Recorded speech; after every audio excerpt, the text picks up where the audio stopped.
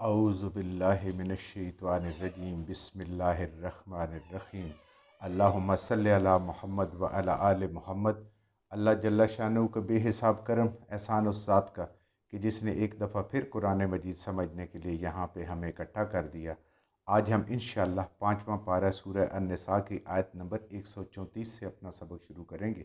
اعوذ باللہ من الشیطان الرجیم بسم اللہ الرحمن الرحیم۔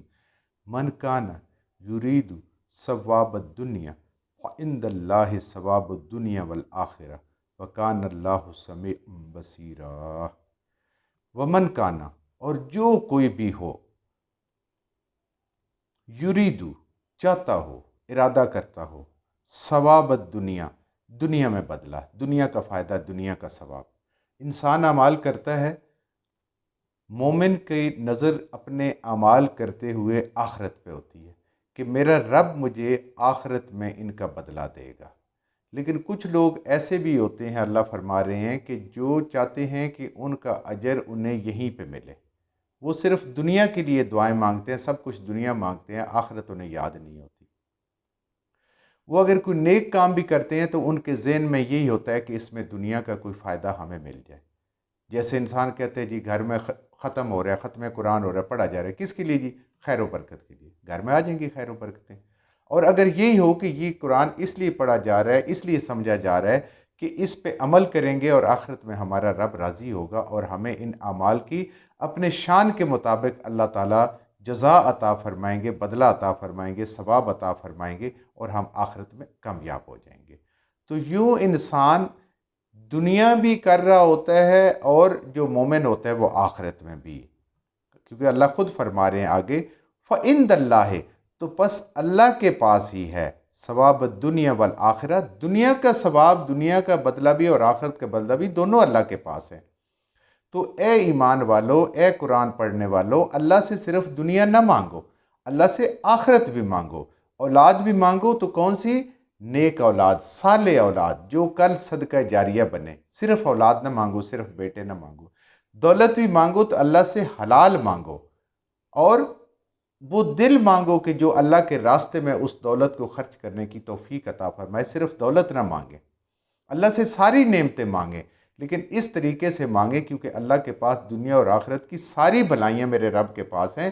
تو صرف دنیا نہ مانگے، آخرت کو بھی ضرور مانگے۔ جو صرف دنیا کو مانگتا ہے، اللہ پھر اس کو دنیا میں جتنا چاہتے ہیں، یہ آگے انشاءاللہ اور تفصیل سے بھی بات آئے گی، وہ اللہ جتنا چاہتے ہیں اس کو عطا کر دیتے ہیں۔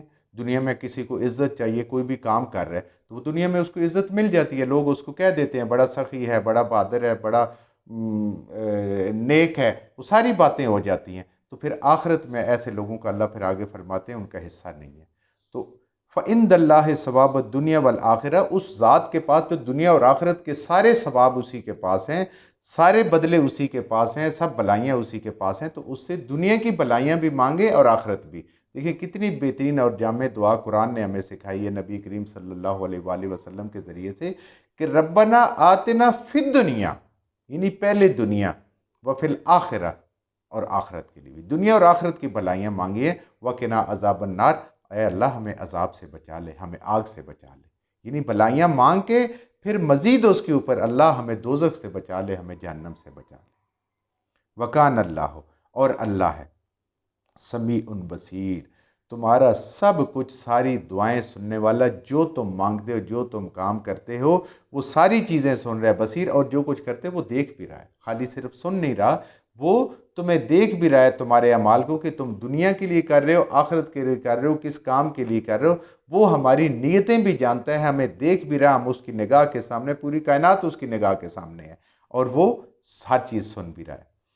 دیکھیں دنیا میں کتنے انسان ہیں، کتنے جانور ہیں، سب کی بولیاں سنتا ہے، سب کی ضرورتوں کو پورے کرتا ہے، سب کی تکلیفوں کو دور کرتا ہے۔ یہ میرا رب بھی سن سکتا ہے۔ مخلوق کا تو یہ حال ہے کہ دو اکٹھے انسان بولنا شروع کر دیں، ہمارے میں سے، آپ میں سے کوئی دو بندے بولنا شروع کر دیں تو ایک بندے کی بات بھی سمجھ نہیں آئے گی، لیکن میرا رب 8 ارب انسان ہیں، وہ سب بول رہے ہیں، زبانیں الگ، چیزیں الگ، اور ایک وقت میں करोड़ों अरबों इंसान जो है वो बोल रहे होते हैं। इसी तरीके से छोटे हशरातल अर्ज़ से लेकर बड़े बड़े हाथी और बड़ी बड़ी समुंदर की मछलियों तक अल्लाह सब की सुनता है, सब की तकलीफ़ें दूर करता है, सब की हाजतें पूरी करता है। तो अल्लाह ताला सब कुछ इस कायनात की हर चीज़ का सुनने वाला और इसको देखने वाला है। या अय्युहल्लज़ीना आमनू, अब अल्लाह हमें ख़िताब कर रहे हैं, ईमान वालों को, जो इस कुरान पढ़ते हैं, जो इस कुरान को समझते हैं, जो नबी करीम सल्लल्लाहु अलैहि वसल्लम की सीरत को समझते हैं, आपकी सुन्नतों को समझते हैं, अल्लाह उनको ख़िताब फरमा रहे हैं। अल्लाह हमें भी इसमें शामिल फरमाए। या अय्युहल्लज़ीना आमनू, ए ईमान वालो, कूनू, हो जाओ। यानी सारे की सारी उम्मत को खिताब है। किसको? जो ईमान वाले, हर बंदे को खिताब है, किसी एक को नहीं, किसी स्पेशल बंदे को नहीं है। जितने नबी करीम सल्लल्लाहु अलैहि वसल्लम की उम्मत में कलमा गो हैं, ईमान वाले हैं, उन सब से खिताब है। अल्लाह सबको कह रहा है, कूनू, हो जाओ तुम, कव्वामीना, मजबूत कायम रहने वाले, हिफाजत करने वाले, तहफ़्फ़ुज़ करने वाले। सारे के सारे हर फर्द के ज़िम्मे है कि वो कायम हो जाए, मजबूती से कायम हो जाए, तहफ़्फ़ुज़ करे। किस चीज़ का? बिलक़िस्त, अदल का। ज़िंदगी के हर काम में, हर चीज़ में अल्लाह ताला ईमान वालों को कह रहा है कि तुम मजबूती से कायम हो जाओ, हिलना नहीं है ऐसे मरते दम तक, अदल पे कायम हो जाओ। इबादत में अदल, बात में अदल, काम में अदल, तिजारत में अदल, नौकरी में अदल, हर चीज़ में अदल, बच्चों के साथ अदल, घर वालों के साथ अदल, माँ बाप के साथ अदल, पड़ोसियों के साथ अदल। क्या अदल है? जो अल्लाह और अल्लाह के नबी सल्लल्लाहु अलैहि वसल्लम ने हमें सिखाया है। कहीं पे भी कोई बात आती है, ये खाली ये नहीं है कि किसी जगह इंसान ने गवाही देनी है तो उसके ज़िम्मे ही है अदल, नहीं। ज़िंदगी के हर शोबे में अदल का काम है, इंसाफ का काम है। और जो अल्लाह ने जिस तरीके से बताया, तो अल्लाह ताला ईमान वालों को कह रहे हैं कि तुम मजबूती से पक्के खड़े हो जाओ, खूब निगाहदाश्त करो, खूब इसका तहफ़्फ़ुज़ करो। किसका? अदल में, मुआशरे का अदल में। शुहदा, गवाही देने वाले, अदल की गवाही देने वाले तुम हो हर चीज़ में। कुरान अदल, तौहीद अदल, नबी करीम सल्लल्लाहु अलैहि वसल्लम की रिसालत अदल, आपका आखिरी नबी होना अदल, ये आखिरी किताब होना अदल, ये आखिरी उम्मत होना अदल, अल्लाह की जन्नत और जहन्नम अदल, अल्लाह का मीज़ान अदल, हर चीज़ अदल है। उस पर कायम हो जाओ और उसके गवाह बन जाओ। लिल्लाहि, ये करना किसके लिए है? हर जगह ज़िंदगी के हर शोबे में अदल किस लिए करना है? लिल्लाहि, अल्लाह के वास्ते, लोगों के लिए नहीं। आगे अल्लाह ताला इसकी मज़ीद हमें तफसील बता रहे हैं कि जब इंसाफ की बात हो और इंसाफ कायम करना हो तो फिर अल्लाह के लिए करना है, रज़ाए इलाही के लिए, सिर्फ़ और सिर्फ अल्लाह को राज़ी करने के लिए। वलो अला अनफुसिकुम, बेशक खुद अदल तुम्हारी जानों के ख़िलाफ़ जा रहा हो, अपने ख़िलाफ़ जाएं, माने ये मुझसे गलती हो गई, ये मुझसे गुनाह हो गए। सहाबा किराम की ज़िंदगी के कितने किस्से हैं, वो हमें सबक सिखाने के लिए कि अगर कोई गुनाह या कोई गलती हुई, एतराफ़ करके उसकी सज़ा ली, कि आखिरत की सज़ा बड़ी सख्त है, वो बड़ा मुश्किल काम है। नबी करीम सल्लल्लाहु अलैहि वसल्लम हमें पाक करके आगे भेजे और ऐसा हुआ। कितने वाक़यात हैं हमारे सामने, सीरत नबी सल्लल्लाहु अलैहि वसल्लम में हम पढ़ते हैं। अल्लाह फरमाता है कि बेशक इंसाफ की बात अपने ख़िलाफ़ जारी है तो भी करो, को हाँ ये मुझसे गलती है, ये मेरी है, किसी दूसरे पे ना डालो। जैसे आज हमारे मुआशरे में ये बहुत है कि इंसान अपनी गलती करता है, वो किसी दूसरे पे डाल देता है, किसी बच्चे पे डाल देता है जो आगे से कोई अपने डिफेंस नहीं कर सकता, कोई बता नहीं सकता, दूसरों पे डाल देता है।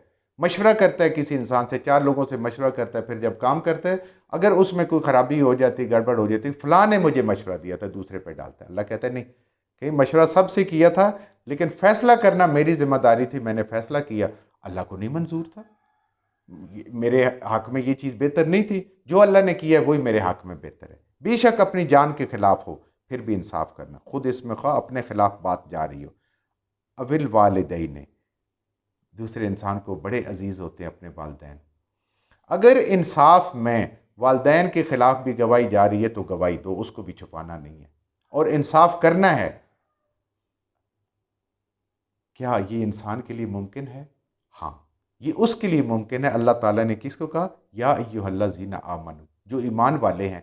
आप थोड़ा सा इस पे गौर तो करें ना, जंग बदर के हालात देखें, भाई भाई के ख़िलाफ़ तलवार उठा के खड़ा था, बेटा बाप के ख़िलाफ़, बाप बेटे के ख़िलाफ़ खड़ा था। बड़ा मशहूर वाक़या है, हज़रत बकर सिद्दीक़ रज़ी अल्लाह ताला अन्हो के बेटे की बात। انہوں نے کہا ابا جی آپ میری تلوار کے سامنے کئی دفعہ آئے مگر میں نے باپ سمجھ کے آپ کو چھوڑ دیا. اور آپ نے کیا جواب دیا؟ اے بیٹے تو اگر ایک دفعہ بھی میری تلوار کے سامنے آتا تو میں تجھے کبھی نہ چھوڑتا. کیوں؟ تو دشمن اسلام ہے، تو دشمن خدا ہے، تو دشمن رسول ہے. اللہ نے بعد میں ان کو ایمان کی دولت نصیب فرمائی. تو یہ ہے کہ اپنی جان کے خلاف ہو یا اپنی، کیوں؟ وہ توحید کے لیے لڑ رہے تھے، وہ رسالت کے لیے لڑ رہے تھے، وہ دین کی سربلندی کے لیے لڑ رہے تھے. اس کے علاوہ اور کوئی مقصد نہیں تھا. سامنے کوئی اپنی جان ہو اس کو بھی پیش کیا ہوا تھا. اگر باپ بھی آتا ہے بیٹا بھی آتا ہے. تو یہ ہے انصاف. اللہ کہتا ہے کہ بے شک تمہارے والدین والاقربین، بے شک قریبی عزیز ہو. کسی دباؤ میں نہیں آنا، انصاف کی بات کرنی ہے، سچی بات کرنی ہے، انصاف کا عمل کرنا ہے. سچی گواہی کی ضرورت پڑے تو وہ بھی دینی ہے. جتنا مرضی قریبی عزیز ہو، بیٹا ہو، بیوی ہو، بہن ہو، بھائی ہو، کوئی بھی قریب ترین عزیز ہو، بڑے احسان کرنے والا ہو، وہ تجھے اتنا پکا ہونا ہے عدل پہ اور انصاف پہ اور گواہی پہ کہ اس پہ مضبوط ہونا ہے. وَإِن يَكُنْ غَنِيًّا، اور تمہارے سامنے کوئی دولت مند آ جائے تو تجھے خریدنا چاہے، تیری گواہی کو خریدنا چاہے، تیرے ارادوں کو خریدنا چاہے اسلام کے اپنی دولت سے یا اس کے اپنے اثر و رسوخ سے یا بڑے اس کے عہدے سے، اللہ کہتا ہے پھر بھی ناانصافی نہیں کرنی ہے. او فقیرن، یا کوئی غریب آ جائے، محتاج آ جائے، جس سے کچھ بھی نہیں ملنا آپ کو، اس دنیا میں بھی کوئی نہیں ملنا، آپ اس کو کہتے ہیں اس کو تو ملا انصاف نہ ملا برابری ہے، یہ ذرا میں دوسرے کو راضی کر لوں. اللہ کہہ رہے ہیں بے شک محتاج اور فقیر بھی آ جائے، تم نے عدل کرنا ہے اس کے لیے، اگر اس کا حق بنتا ہے تو اس کو دینا ہے. کتنی مثالیں ہیں ہماری تاریخ میں، ہم یہ دیکھیں عملی مثالیں ان آیات کی موجود ہیں. حضرت علی کرم اللہ وجہہ، جو ان کی گھوڑے سے زرہ گر گئی تھی، ایک یہودی کو ملے، اس نے اٹھا لی، کچھ وقت کے بعد دیکھا، دنوں کے بعد تو اس کے ہاتھ میں تھی، آپ نے پہچان لی، آپ نے کہا یہ زرہ تو میری ہے. یہودی کہتا ہے میری ہے. تو اس وقت کے قاضی، جب آپ خلیفۃ المسلمین تھے، خلیفہ راشد تھے، قاضی تھے قاضی شریح، ان کی عدالت میں کیس چلا گیا. قاضی صاحب نے کہا امیر المومنین ثبوت لائیں کہ یہ زرہ آپ کی ہے. آپ نے کہا ٹھیک ہے. آپ اپنے بیٹے کو لے گئے، اپنے غلام کو لے گئے. انہوں نے کہا جی یہ میرا بیٹا ہے، اس کو پتہ ہے یہ میری ہے، یہ میرا غلام ہے. تو قاضی نے کیا جواب دیا تھا؟ یہ ہوتا ہے انصاف، یہ ہوتی ہے گواہی. خلیفہ وقت کو کہہ رہے ہیں امیر المومنین، بیٹے کی گواہی باپ کے حق میں قبول نہیں ہے، غلام کی گواہی آقا کے حق میں قبول نہیں ہے، آپ کوئی اور گواہ لائیے. انہوں نے کہا میرا اور کوئی گواہ نہیں ہے. انہوں نے کہا پھر یہ زرہ جو ہے یہ یہودی کی ہے، آپ اپنا مقدمہ ہار گئے ہیں. اور آپ نے اس کو مانا. آپ نے کہا ٹھیک ہے، بالکل عین انصاف ہے. یہ نہیں کہا کہ قاضی صاحب کو ہٹا دو، کوئی دوسرا قاضی لگاؤ جو خلیفۃ المسلمین کا خیال رکھا کرے، نہیں، چھوڑ دیا. تو کیا ہوا؟ جب یہودی نے دیکھا کہ یہ وہ دین ہے جس کے اندر یہ اسلام ہے کہ امیر المومنین خلیفہ وقت بھی اگر ثابت نہیں کر سکے تو یہ زرہ مجھے مل گئی ہے، اس نے کلمہ پڑھا اور پھر اٹھا کے کہتا ہے یہ امیر المومنین یہ زرہ آپ کی ہے، میں یہ آپ کو واپس کرتا ہوں. تو حضرت علی کرم اللہ وجہہ نے کیا فرمایا؟ انہوں نے کہا تو مسلمان ہو گیا، میرے لیے یہ کتنی خوشی کی بات ہے، یہ میں نے تجھے زرہ دے دی، یہ زرہ تیری ہوگی. تو اللہ تعالیٰ یہ ہمارے سے تقاضا کرتا ہے، یہ ایمان کا تقاضا ہو کہ ہمیں اپنی جان کے خلاف گواہی دینی پڑے یا کوئی اپنی غلطی کو ماننا پڑے، اپنے والدین ہوں، قریبی ترین عزیز ہوں، جو بھی ہو، یا کوئی بہت امیر آدمی، با اثر آدمی، اثر و رسوخ والا ہو جو انصاف کو خرید سکتا وہ بھی تمہیں نہ خرید سکے، یا کوئی محتاج ہو جس کو انصاف نہیں مل سکتا اس کو بھی تم نے انصاف دینا ہے. فاللہ اولیٰ بہما، بس اللہ جو ہے وہ زیادہ قریب ہے ایسے لوگوں کے ساتھ جو اس گواہی پہ قائم رہتے ہیں، اس عدل پہ قائم رہتے ہیں، اس انصاف پہ قائم رہتے ہیں. اللہ فرما رہے ہیں کہ اللہ اس کے زیادہ قریب ہے. تو جس کے قریب اللہ ہو جائے پھر اس کو کچھ اور کیا چاہیے؟ یہ تو دنیا کا وقت ہے. سچ بولنے سے، صحیح گواہی دینے سے، حق کی بات کرنے سے بہت ساری دنیا ناراض ہو جاتی ہے، لیکن جب اللہ راضی ہو جاتا ہے تو پوری دنیا ناراض ہو جائے تو انسان کو کوئی فرق ہی نہیں پڑتا. لیکن بات کیا ہے؟ ایمان کی. تو یہ اللہ تعالیٰ ہر ایمان والے کو یہ حکم دے رہے ہیں. یہ کسی جج کا کام نہیں، یہ کسی قاضی کا کام نہیں ہے. ہر بندے کو زندگی میں جہاں پہ وہ موجود ہے اس کو قدم قدم پہ عدل اور انصاف اور گواہی کی ضرورت پڑتی ہے، وہ حق کی گواہی دے. وَلَا تَتَّبِعُوا الْهَوَىٰ، کبھی بھی اپنی خواہش کی پیروی نہیں کرنی. حق کی بات کرتے ہوئے، گواہی دیتے ہوئے، عدل قائم کرتے ہوئے اپنے آپ سے نہیں، قرآن کے علم سے، نبی کریم صلی اللہ علیہ وسلم کی سیرت سے، خلفائے راشدین کی سیرت سے، اس سے جو سمجھ آتی ہے، انتا دلو، یہ کہ تم انصاف کرو، اپنے دل سے نہیں سوچنا۔ خواہش نفس انسان کو ہمیشہ پستی کی طرف لے کے جاتی ہے، اور اللہ کا حکم، اللہ کے نبی صلی اللہ علیہ وسلم کا حکم، قرآن کا حکم انسان کو بلندی کی طرف لے کے جاتا ہے۔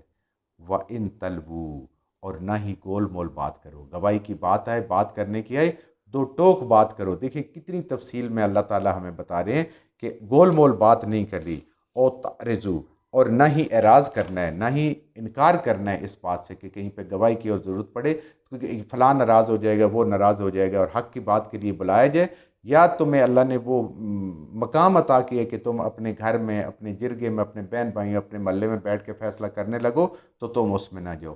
فَإِنَّ اللَّهَ، تو پس بے شک اللہ کَانَ بِمَا تَعْمَلُونَ خبیر، ہر انسان کے ہر عمل سے اللہ تعالیٰ باخبر ہے، اس کی نیتوں سے اور کس طریقے سے وہ کر رہے باخبر ہے۔ یہ ہے ایمان والوں کی نشانی گواہی کے لیے، اور جس کی ہماری مسلمانوں کی تاریخ جو ہے وہ بھری پڑی ہے، خلفائے راشدین سے لے کر عام لوگوں تک کہ انہوں نے اس گواہی کو، اس عدل کو کیسے قائم کیا اور اپنے ایمان کے اس اعلیٰ ترین درجے پہ وہ فائز ہوئے۔